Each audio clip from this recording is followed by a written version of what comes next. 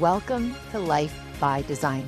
I'm your host, Robyne, and I am thrilled to welcome you to this space for real conversations about how we live, how we show up day in and day out, because the quality of our life is shaped by our habits. What we do in ordinary time allows us to be extraordinary. We can unpack what it takes to truly live well and be well in real life. Welcome to Life by Design. And I'm just so excited that you're here. Today, I had the opportunity to talk with Mo Bunnell. Now, he is the author of several books. My personal favorite is The Give to Grow. On this episode, we explore all things around this idea between sales versus service, and also how we can position ourselves to be able to be useful, to be able to have impact. Mo gives us very practical language, even like sentence by sentence, what to say, what not to say when we are navigating this world of entrepreneurship and also, more importantly, the power of relationships. I hope you find this episode as useful and informative as I did. So without further ado, please tune into this episode with Mo.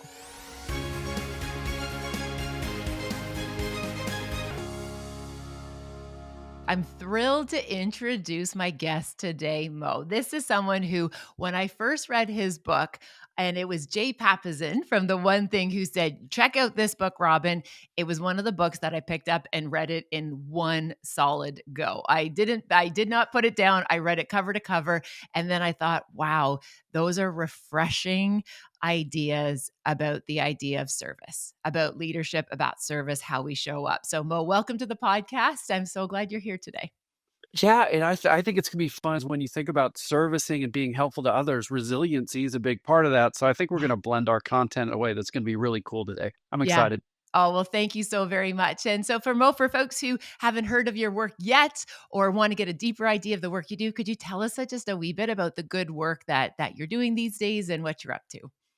Yeah, and we'll land the plane in a way that'll be helpful for your audience too. So the quick Yeah. version is we've trained about 60,000 high-end professionals all over the world on developing business. So building a business, but done through in a way where the relationship is paramount. So I think it's an interesting thing. Like there's lots of sales books out there. That's not Yes. really our bag. That sales book sort of implies I'm going to get in front of the person and send proposal and win Yeah. work, almost like in this caveman approach, like the relationship doesn't matter. We're teaching how to build business, but in a way where you're always serving the other person, they're always winning, but not in a way you're just running through a field with flowers, but that you're actually doing so in a way that can help you as well. And having that relationship forward approach that where everybody wins, including yourself, that's a pretty novel concept. And that's what we'll talk about today. Yeah, no, and it was so refreshing when I first came upon that because again, as somebody who came into entrepreneurship, so to speak, from a different route, coming in as an academic, I never perceived myself as a salesperson. And again, I think there's even just a wee bit of stigma around that idea about like, oh, I'm in sales. And I love that this concept, which again, it came through in the reading that I was doing on your work, whereas it's like when you are offering a service, when you're building relationships, it doesn't feel icky because you believe so wholeheartedly in what you're doing. You want to elevate other people. You want to create these containers of excellence where people are able to grow, to prosper. And it was almost like this idea. I remember the first time when I read Give to Grow. I had a moment, it was like, oh my gosh, I would be doing these people a disservice if I didn't share and put some of these resources out in front of them and invite them into the conversation. Like you completely flipped my idea of sales by introducing that component of like the win-win-win and how strong that relationship piece is. Yeah, exactly. And today we can even get into some real practical takeaways on how to do it. Yeah. One of the things that we can just sort of a headline that we can hang all these principles off of and really easy steps that we can break it down for your audience is just the simple phrase, people hate to be sold to, but they love to buy. People Oh, I hate to be like sold to, but they love to buy. And if we just think of that, then we can just flush all the ideas of I'm going to be pushy on them or I'm that. going to talk about my services in a way like we all just feel icky about that. Yeah. Like I don't want to sell to people. I don't want to be sold to. But on the other hand, people love to buy. I mean, we literally use the words retail therapy. When we're buying something, we're either eliminating something negative from our life or we're Yeah. enhancing the chance that we're going to get something positive. And Yeah. when we view our growing a business or growing our positive influence on the world, if we Yeah. broaden it a little bit, if we just think of it as we're helping somebody else accomplish something they want, and we're Yes. going to orchestrate a great buy-in process, Yeah. then that just unlocks all the goodness that we teach. Yeah. And again, it's such a refreshing approach when you think about the fact that, we don't have to be out of our alignment and our values, right? Like if we're Yeah. somebody who wants to help, if we're somebody that wants to, again, show up to be of service, we can do it. And it's okay for us to do it in a way that we also prosper, right? And Yeah. that's what I think is just so valuable in terms of this idea of that it's okay that we are successful. It is okay that we are able to provide our own lifestyles and livelihoods, especially when we know that we're also helping other people achieve unlocks. Or as you said, they might be buying back their time, which means then they can do something different, or again, however we structure it. So Yeah. again, I just want to say hold space to say thank you for introducing a place and a space and a framework for persons like me who are like, I don't know how to do this, but Mo's way, like that feels right. That feels Yeah. really, really good. Now, if I could ask you this question, and this is the big burning question that I had for you, Mo, is in your book, Give to Grow. Okay. So this idea that we are showing up, we are making things available and accessible. What I'm seeing right now is the world very much is in this place of scarcity. That there's a Hmm. scarcity mindset. There's not enough to go around. There's not enough customers, not enough clients, enough resources. Just name the not enough of. And it could even be not enough sleep, not enough access to X, whatever that is. And you are introducing an approach that is essentially like almost in like opposite of what we're saying is that we're operating from a place of such sufficiency and confidence in what we have and how we can be of service that it's okay to give it away to get the ball rolling, to introduce this relationship, to start.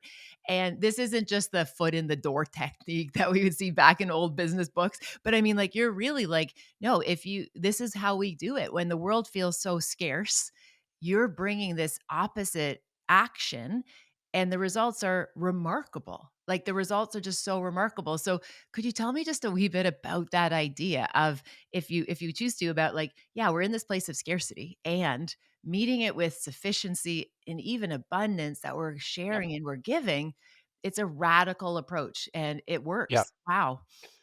Well, let's do it. I love digging into the how, Robin. It's so fun. So one of the things that I think we can start with like a metric and then we can talk about the research. Yes. So the metric, when we were in the middle of writing Give to Grow, one of the things that my publisher asked me is like, hey, what's the difference between the really high performers and average performers? And I had never seen data on this. So I just texted, emailed, worked it Mhm. into conversation with 2 or 3 dozen different clients that would know the difference between the top performer in their firm from like how much business they brought Yeah. in versus the average person.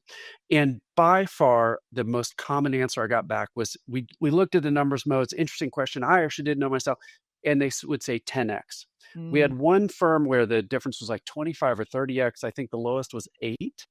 wow. So, and then there was the best research I could find in non-origination or non-business development roles was by McKinsey, and they found a 10x, almost Yeah. exactly 10x for like, if you look at the best HR professionals or Yeah. IT professionals, finance.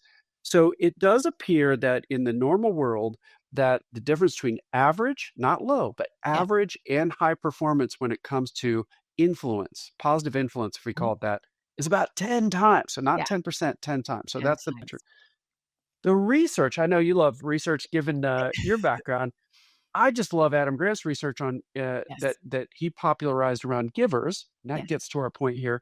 And what he found is that when he stratified givers, takers, and matchers, Yes. givers were people who give with no strings attached, Yes. always helping others, no expectation of anything in return. That's the key definition. Yes. Takers the opposite. They're trying to get people to do work there for them. That scarcity mindset you talked Yeah. about. And matchers are this in between where it's like every conversation is, I'll do this for you if you do Yes, that for that me. exchange. Yeah. Yeah.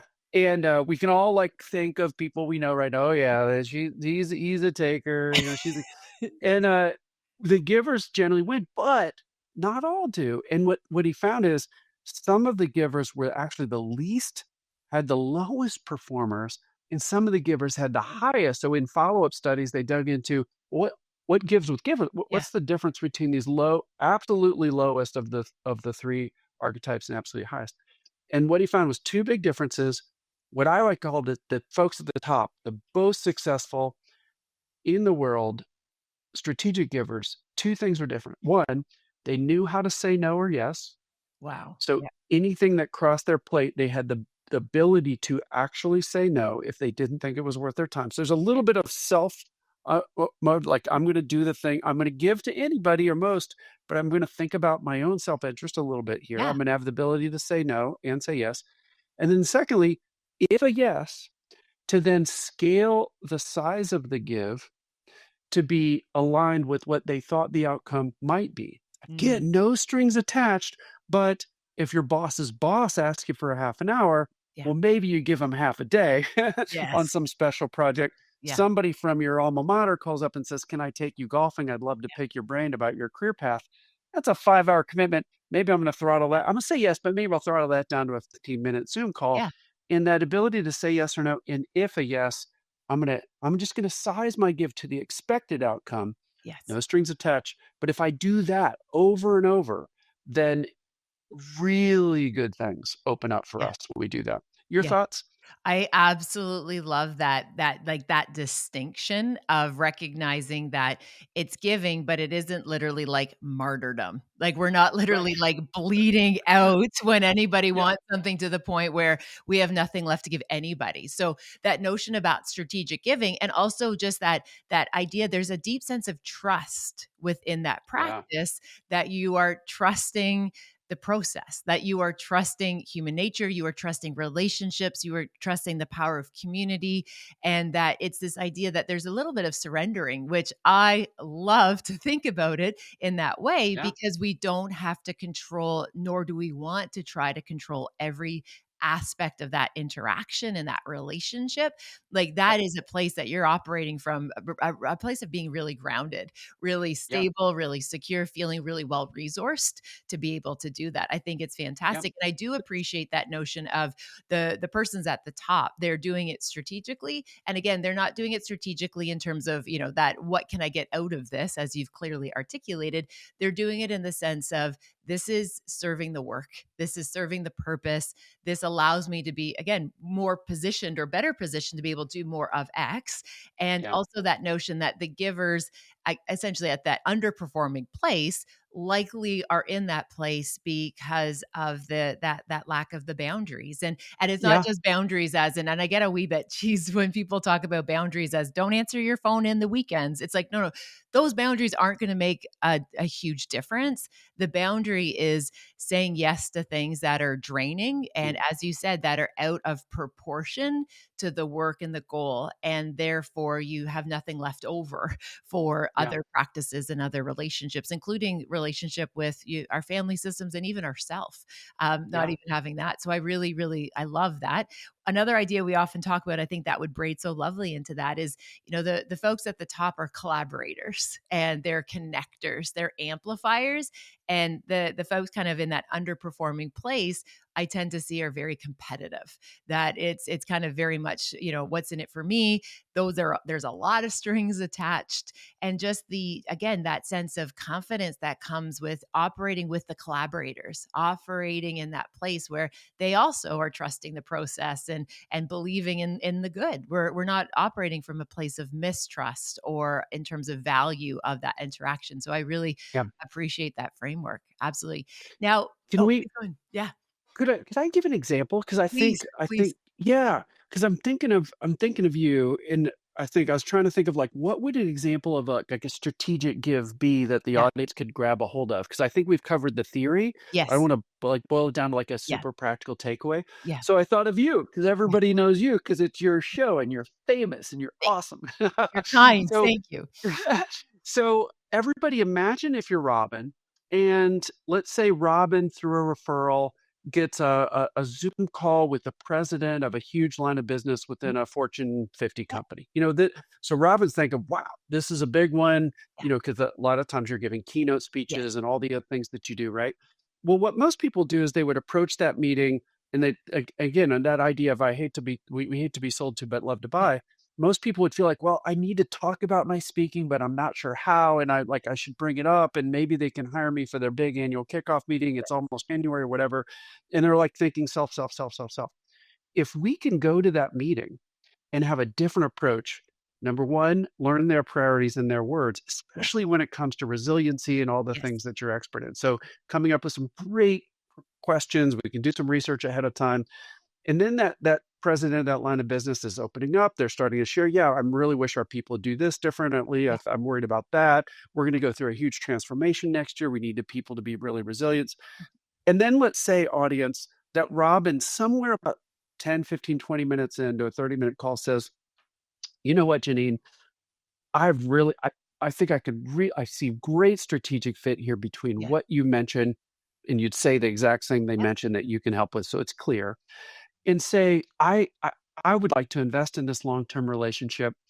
What you mentioned, I think, and just in passing, that you do a weekly call with your senior leadership team Mhm. that's an hour. What if at no charge, I dropped into one of those Yeah. and I helped you think through my frameworks around resiliency Yeah. that they can then take to their teams? I won't charge you for it. Yeah. I would just love to invest in our success. It would give you a chance to see me in action. It'd be 100%. helpful to you.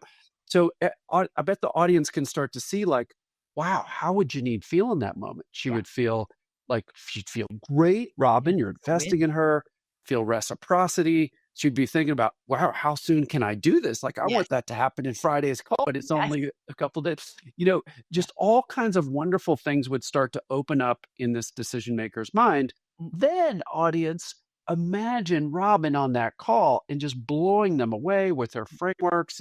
Think about these steps. These are what the roadblocks are. Yeah. Now, how darn easy is it for them to hire Robyne?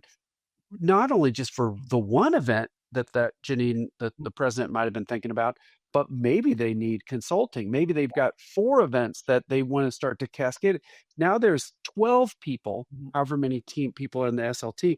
Now there's 12 people that are advocates of Robyne running around the organization saying, "You need to meet Robyne. We need to hire her. We need to come in."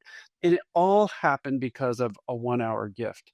Yeah. And I think that's if we play through that example now for a few years afterwards, well, gosh, you might get hired 15 times by Mhm. that organization. But had you only focused on pitching your speaking services Yeah. and trying to get hired right away, the chances of, even though it's great, it's a low chance of success without them seeing you in action. It's Yes. risky, but that little strategic gift on the front end could unlock hundreds of thousands, millions of Yeah. dollars worth of work. So Yeah. is that Absolutely. right? Is that fun to go through an example Yeah. like that? I appreciate that, absolutely, and, it's amazing because when we look back and, like, in my own career, when I look back, you can see that through line of the ones that became relationship-based in terms Mm, of trust, in terms of that reciprocity, in terms of that showing up for them, helping them solve their critical problem or their critical moment. Like, you're absolutely right, like, those relationships, and then you become a lifeline for them, right? You become a like, oh gosh, we're navigating a new CEO, we're navigating a new board, we're navigating this new thing.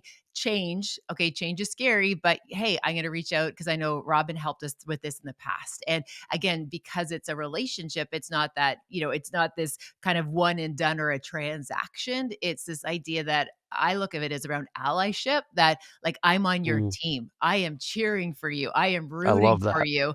And as I say to folks, in my work, Mo, it's like our paths have now crossed, and like I cheer for people all the time. I love cheering out loud for people. I love people winning. I want to be part of that in any way because I just know that when people have that sense of being hope filled, when people feel better, they do better. They're better leaders, they're better parents, they're better community members, right? It's again, it's just this idea when people feel poured into and well resourced, on the other side of it, we create this collective of people that are willing to show up even when it's hard.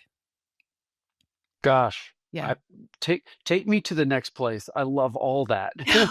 What do you think would be most interesting to talk about next? Yeah. So again, what I'm so mindful about is when we think about, let's say I'm imagining a listener and even myself saying, okay, Mo, I've given the gift. I'm coming wholehearted. I'm not putting strings attached.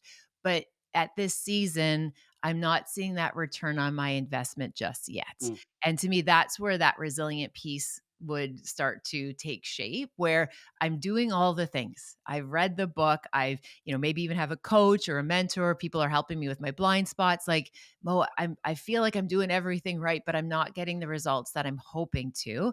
If somebody's in that wee place of just like, I don't know what to do because I thought I'm doing it right, what would be your counsel or your encouragement to in that moment, in that place when people are feeling like I'm doing everything I can, I'm doing everything right, but I'm not seeing the results? Yeah, I'll give you 3 quick ideas. Mostly when people if people are doing the strategic giving well, so Yeah. they're saying yes and they're saying no, so the litmus test the audience should be thinking about is, am I actually saying no to things? Mm, If you're not, audience member, that's probably a sign that if you're not letting a few people down, you're not saying no enough. So yeah. that's thing one. And then sizing the size of the gift Yeah. to if you do say yes. If people are doing those 2 things and they're not getting traction, 3 things could be happening. One is they're not asking for the next step in the meeting they're at. So Oh, some okay. research out of Cornell found that a face-to-face ask has a 34 times more Yes. likely chance of a getting yes than email. So a lot of times people can be asking for a next step, but on email a few Yeah. days after they met, you've just lost all your traction. So you Mm, need to be thinking about what's the next request yes. or recommendation that you can make while you're in person, at lunch, in the meeting, on Zoom, whatever, and you're actually setting that next meeting up. That's how you get momentum. So that's idea one. Idea 2 of 3 is ask for escalating commitments. Mm, So if we're going to continue giving, they should continue investing as well. right. So there's 3 ways that we can ask for escalating commitments. We can ask for money. If Yep. people are paying, then they're taking us seriously. We can ask for time. Maybe they review the proposal before we send it to the rest of the team, something Yeah. like that. So they're investing in time. And the third way is investing social capital. They're Mm, introducing us to others around the organization. yes. So if we're going to keep investing, they need to keep investing. And if they don't, that's a sign that they like hanging out with us, but Yeah. um, but it's not. They're not really investing. If people are just showing up because they like talking to us because we have great content, Mm, that we can put ourselves in a risky situation. yeah. The third idea is just do 3 things a week. Mm, Do pick, and there's a lot more in Give to Grow and all these yes. things, including a specific process that you've seen. But just thinking through, spending about 15 minutes once a week to think through what are the 3 most important proactive things I can do to deepen a relationship next week, and just do 3 every week. It's about 150 a year, proactive, meaty, gonna move the ball down the field kind of stuff that Yeah. nope, by definition, things others aren't asking you to do. These are the proactive things. It doesn't seem like much, but it just starts to stack and Yeah. build momentum. You're always staying in touch with people. You're suggesting a next step. You're offering a new way to be helpful. So Yeah. anyway, those 3 things, make the ask in person, make your ask have escalating commitments, and do 3 proactive things a week. I I don't know if I've ever met anybody that if they did those things Yes. and the stuff we talked about before, Yeah. you're gonna have success. Yeah, I absolutely agree. I absolutely agree. And again, I love how it was just very much in terms of like those are manageable things to do, right? Those Yeah. are manageable things to do. And what you're doing is again, you're setting yourself on this trajectory where again, you're trusting the process. And Yeah. also too, my hope is that you're learning along the way. You're learning Yeah. along the way that, kind of the tone of those emails or how you can structure the ask and you're getting data. And I recently was talking to a group of high performant realtors, and I said to them, as a behaviorist, we know that the most complicated reinforcement schedule is intermittent reinforcement. Like that is the most complicated. Where and if we go back all the way to the classic studies, like the little rat in the box with the little lever, it's like if he pushes the lever 3 times and gets the pellet, if he pushes it 7 times, if he pushes it 100 times, intermittent reinforcement is the most complex form of human behavior reinforcement. Again, taking it from the experiments to humans. Yep. However, I said to them, imagine like as a salesperson in like as a realtor, if you were doing, prospecting, looking for new clients, that I told you that after 15 no's, you were going to get a yes.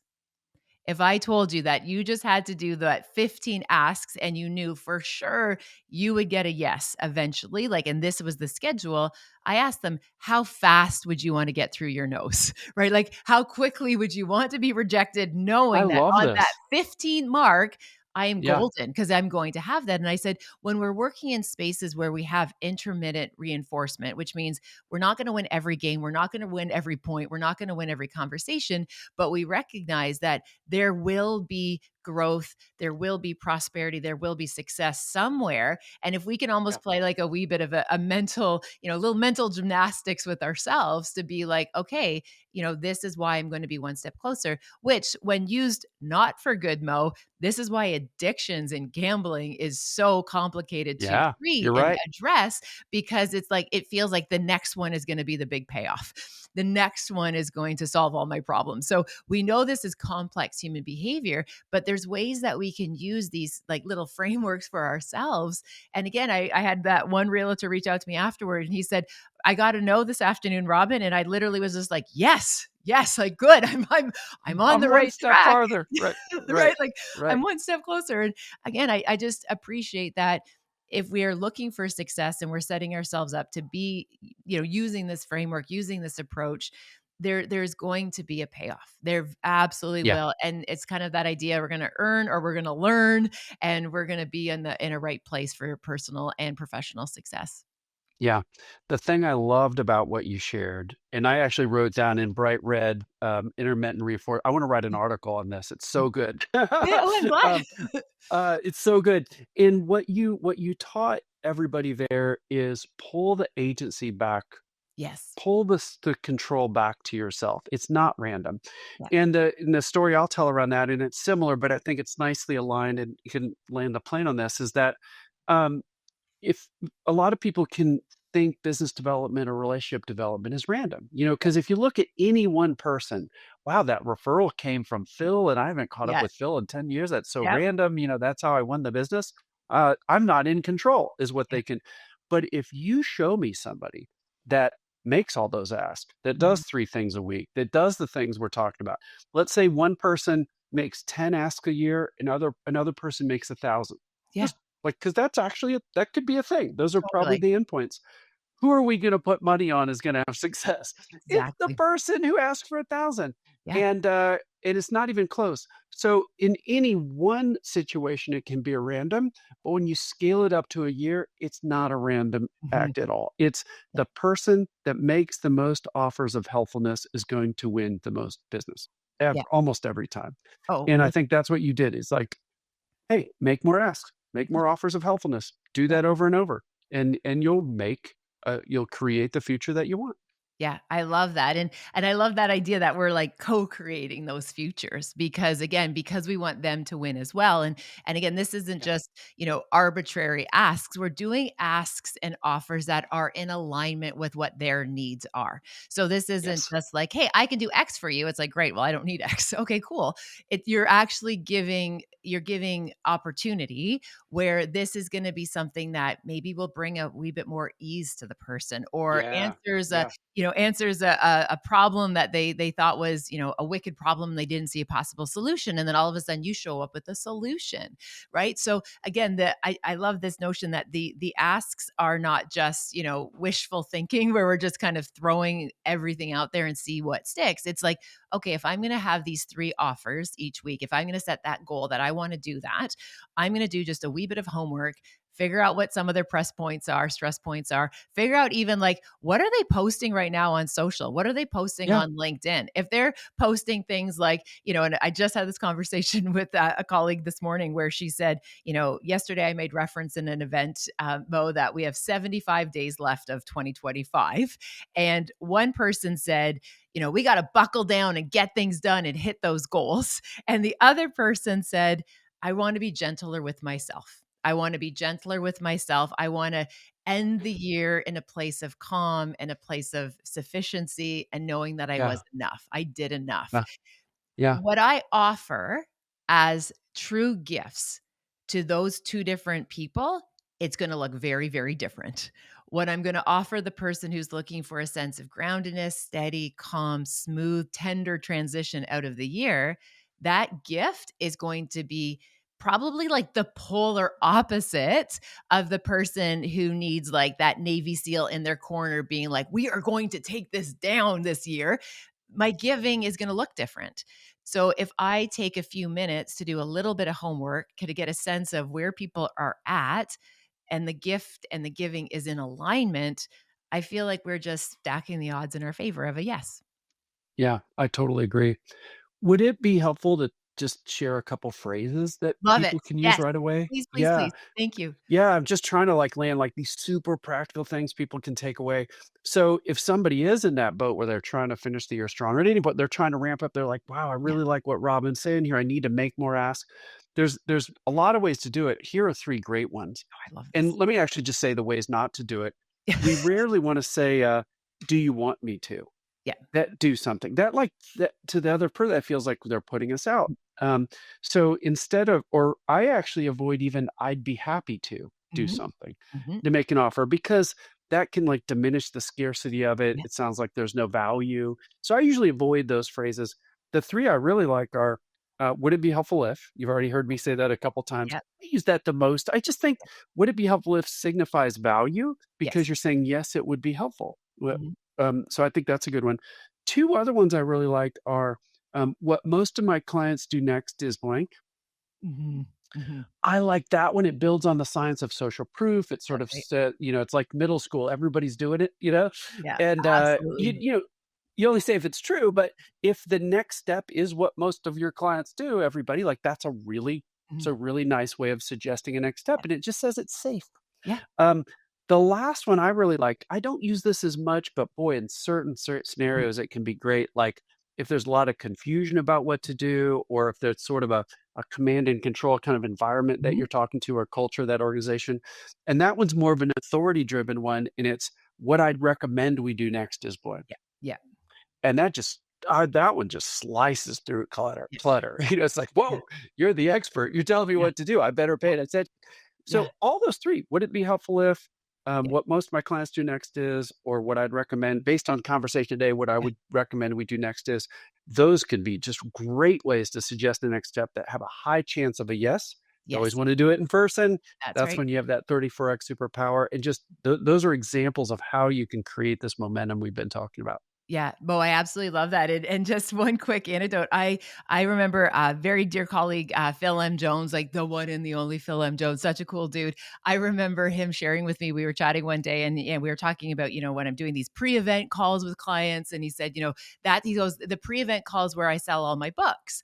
And I'm like, dude, I don't think I've ever sold books per se in a pre-event call. Like, what do you mean? And he said, after it's all done, and they usually say, do you have any questions? Phil does exactly step number 2, where he says, at this point, this is where a lot of the clients that I work with like to talk about books. And if you are looking for giveaways, if you are looking for, instead of the water bottle or the mug, if you're looking to have any type of swag at your event, I can To make sure extend the learnings after the event, exactly because extend gosh, them. Yeah. I'm gonna be able to actually talk with the folks effectively for 4, 5, 6 hours because 'cause they're gonna Yeah. read the book, and this is all Yeah. done in magic time, so you're gonna get more of the behavior change you want. All yeah, Yeah, all of it, and I yeah, remember I was like I actually wrote it on a Post-it note to be just like, "Challenge yourself, Robin." When they say, "Do yeah. you have any questions?" Say, "At this point," many of the clients of other speakers, right? Because I was borrowing Phil because I hadn't done it personally, but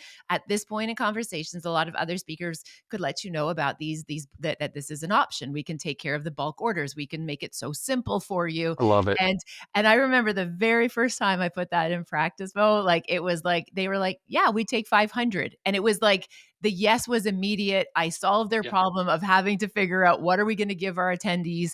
And I remember texting Phil and just being like, "Dude, like you would never believe just It what happened." works. Yeah, and of course it's Phil, so he said, "That sounds great. Would you like to put that in a testimonial?" Right? So I like, when you work, it was just this beautiful exchange, Mo, of just level up, both persons benefited. And again, I just could not believe how much I was leaving on the table Yeah, because I hadn't learned that that ask yet.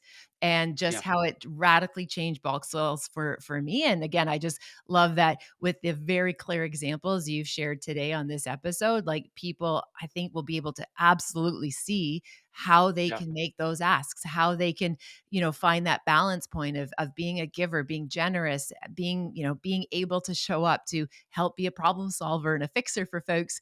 And also knowing that it's okay to have boundaries, because that's what's going to keep us in that place of 10x and excellence, and everybody wins, which feels awfully refreshing. So, Mo, thank you, thank you, thank you for the gift of your time and your expertise. I know in my heart of hearts that this is going to be useful for people. So, thank you for achieving that for us. And so thank you for taking time with us today. Oh, it was fun. Well, it was a thrill to write the book, Give to Grow. There's a whole free training course at givetogrow.info if people want to go that. Go there. It's no charge, and it actually stands alone from the book. So even if they didn't have $20 for the book or whatever it is on Amazon, they can go to givetogrow.info and get a full training course. Robyne, you just die. Like when you write a book called Give to Grow, the pressure to give things away is so high. So there's like downloads in that thing. There's Yep. videos for me. There's all kinds of stuff, and that's all at givetogrow.info. So all free, and Love people it. can grab a hold of that if they want. Mo, that's amazing. We'll make sure to put that in the show notes, big and loud, so folks are able to take advantage of that piece and just see how this could set them up for success. And also, again, as always, when you come across resources like Mo that are useful, that are practical, the kindest thing that we can also do is pay it forward. Mm. Share it with other people who are also looking for these resources and keep the conversation going. And I love that notion, again, that idea of talking about people in rooms that they are not in, setting other people up for success. Again, it's a win-win for everyone. So again, Mo, thank you. We'll make sure to include that for our listeners in the show notes, and keep shining bright, my friend. You're doing the good work. So thank you so much. Oh, this has been fun. Thanks, Robyne. Thank you for spending time with me on this episode of Life by Design. I appreciate if you have a moment to pay this forward, share it with someone who you think might benefit from the ideas shared in this episode. If you're feeling so inspired, please also rate and review the podcast wherever you listen to your favorite podcasts. Again, thank you for listening. Thank you for your time. Take good care, and I'll see you next time.